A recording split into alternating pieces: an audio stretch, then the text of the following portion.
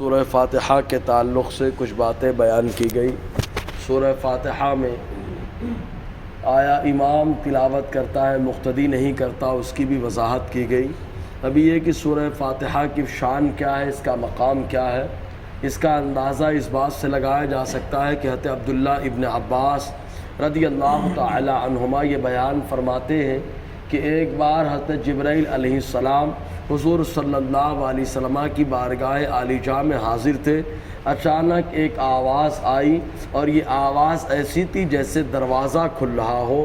چنانچہ حضور صلی اللہ علیہ وسلم نے حضرت جبرائیل کی طرف دیکھا تو حضرت جبرائیل علیہ السلام نے عرض کیا، اے اللہ کے نبی صلی اللہ علیہ وسلم، آج ایک ایسا فرشتہ آپ کی بارگاہ میں آیا ہے جو اس سے پہلے کبھی نہیں آیا تھا، اور وہ فرشتہ آپ کی بارگاہ میں دو نور لے کر کے آیا ہے۔ ایک نور وہ ہے جسے سورہ فاتحہ کہا جاتا ہے، اور دوسرا نور وہ ہے جو سورہ بقرہ کی آخری آیتیں ہیں۔ تو یہ دونوں چیزیں لے کر کے فرشتہ آپ کی بارگاہ میں آیا تو اللہ تبارک و تعالیٰ نے سورہ فاتحہ کو، قرآن تو سراپا نور ہے، ہدایت ہے، سورہ فاتحہ کو بھی اللہ تعالیٰ نے قرآن نور بنایا، اور خود حدیث پاک میں یہ الفاظ موجود ہیں۔ اس کے علاوہ حضرت ابی بن کعب رضی اللہ تعالیٰ عنہ جب یہ ایمان لائے تو انہوں نے ارشاد فرمایا کہ ایک ایسی صورت قرآن کے اندر ہے کہ اس کی مثل نہ انجیل میں ہے، نہ تورات میں، نہ زبور میں ہے۔ لوگوں نے پوچھا وہ کون سی سورہ کریمہ ہے، تو انہوں نے ارشاد فرمایا وہ سورہ فاتحہ ہے کہ اس کی مثل جو ہے نہ تورات میں ہے، نہ زبور میں ہے، نہ انجیل کے اندر ہے۔ ایسے ہی حدیث پاک میں حضور صلی اللہ علیہ وسلم نے سورہ فاتحہ کو جو ہے الگ الگ ناموں سے یاد فرمایا۔ چنانچہ ابو سعید خدری رضی اللہ تعالی عنہ کی روایت میں آیا، دو طرح کی روایتیں، ایک روایت میں یہ آیا کہ صحابہ کرام کا لشکر ایک علاقے میں رات کے وقت تشریف لے گیا، چنانچہ وہاں پر قیام فرما ہوئے اور ایک خاتون بھاگتے ہوئے آئی، اور آنے کے بعد اس خاتون نے کہا ہمارا جو قبیلے کا سردار ہے اس کو بچھو نے ڈنک مار دیا ہے اور اس کا زہر اتر نہیں رہا ہے، بہت تکلیف میں، لہٰذا کچھ آپ لوگ کر دیں۔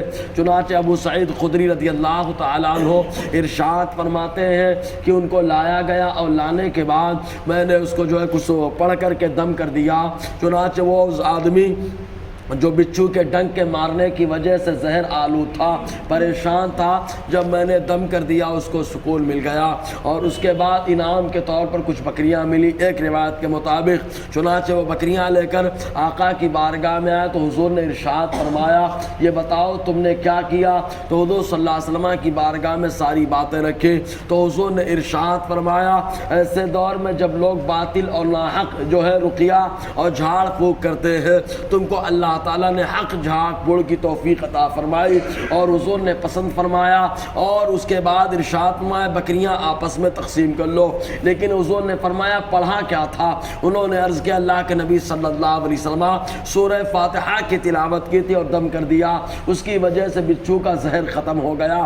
اور دوسری روایت جو بخاری کے اندر بھی اور مسلم کے اندر بھی ہے، ابو سعید خدری رضی اللہ تعالیٰ عنہ بیان فرماتے ہیں کہ صحابہ کرام کا ایک گروہ رات کے وقت نکلا اور ایک گاؤں کے پاس پہنچا، اور اس گاؤں اور قبیلے والوں سے کہا کہ ہم لوگوں کو اپنا مہمان بنا لو، لیکن گاؤں اور قبیلے والوں نے مہمان بنانے سے صاف انکار کر دیا۔ تو صحابہ کرام کچھ دور جا کر کے ٹھہر گئے۔ اسی دوران جو اس گاؤں اور قبیلے کا سردار تھا اس کا بچہ اس کو سانپ نے جو ہے کاٹ لیا، زہر آلود ہو گیا، پریشان ہو کر کے لائے تو صحابہ کرام کی بارگاہ میں آ کر کے کہا کہ ہے کوئی جو آدمی دم کر دے اور ہمارا بیٹا اچھا ہو جائے۔ ابو سعید خدری نے ارشاد فرمایا کہ تم نے اس سے پہلے ہمیں مہمان بنانے سے انکار کر دیا، میں ٹھیک تو کر دوں گا لیکن میری ایک شرط ہے، مجھے بکریوں کا ایک ریوڑ دینا پڑے گا۔ چنانچہ اس چودھری نے کہا میں دینے کے لیے تیار ہوں۔ آپ نے دم کر دیا، بکریوں کا ریوڑ مل گیا، اور صحابہ میں اختلاف ہوا کہ یہ ریوڑ کا استعمال کرنا، ان بکریوں کا استعمال کرنا کیسا؟ تو کہا مدینہ پہنچ کر حضور سے مسئلہ پوچھا جائے گا۔ جب مدینہ آئے آقا علیہ السلام نے فرمایا پہلے یہ بتاؤ تم نے پڑھا کیا تھا؟ تو ابو سعید خدری کہتے ہیں میں نے سورہ فاتحہ کو پڑھ کر کے دم کر دیا۔ حضور نے ارشاد فرمایا کیسے معلوم اس کے اندر یہ زہر کا علاج موجود ہے؟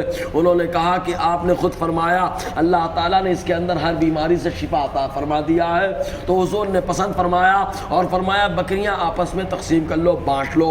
تو یہ سورہ فاتحہ جس کو اللہ تعالیٰ نے سراپا شفا، اس کا نام سورہ شفا بھی ہے اور اس کا نام سورہ شافیہ بھی ہے، اس کا نام سورہ نافیہ بھی ہے، اس کا نام سورہ وافیہ بھی ہے، اس کا نام سورہ نافعہ بھی ہے۔ اس طریقے سے قاضی بیضاوی علیہ رحمت الرضوان نے بہت سارے نام سورہ فاتحہ کے گنائے ہیں۔ قرآن نے سورہ نور کہہ دیا کہ نور نازل فرمایا اللہ تبارک و تعالیٰ نے۔ ایسے ہی اور کئی حدیثیں ہیں۔ چنانچہ ایک روایت میں آیا حضرت خارجہ ابن سلط رضی اللہ تعالیٰ عنہ بیان فرماتے ہیں کہ صحابہ کرام کی ایک جماعت جو ہے لشکر کے طور پر پہنچی۔ چنانچہ جس علاقے میں پہنچی وہاں پہ ایک شخص جو ہے زنجیروں میں جکڑا ہوا تھا اور اس کو جنہوں نے پریشان کر رکھا تھا، اس کے اوپر بہت خطرناک اثرات تھے، اس وجہ سے اس کو مجنون اور پاگل کہا جا رہا تھا۔ چنانچہ وہ شخص کے ماننے والے اور اس کے گھر کے لوگ آئے اور آنے کے بعد صحابہ کرام سے کہا کہ کون ہے جو ٹھیک کر سکتا ہے؟ تو صحابہ کرام نے کہا کیا ہوا؟ چنانچہ بتایا گیا کہ یہ مجنون ہے، پاگل ہے اور اس نے سر جو ہے زمین کو سر پہ اٹھا رکھا ہے، لوگ بڑے پریشان ہیں اس لیے ہم نے زنجیروں میں جکڑا ہے۔ تو ان صحابہ کرام نے کہا 3 دنوں تک تم ہمارے پاس ان کو چھوڑ دو، ہم انہیں ٹھیک کر دیں گے۔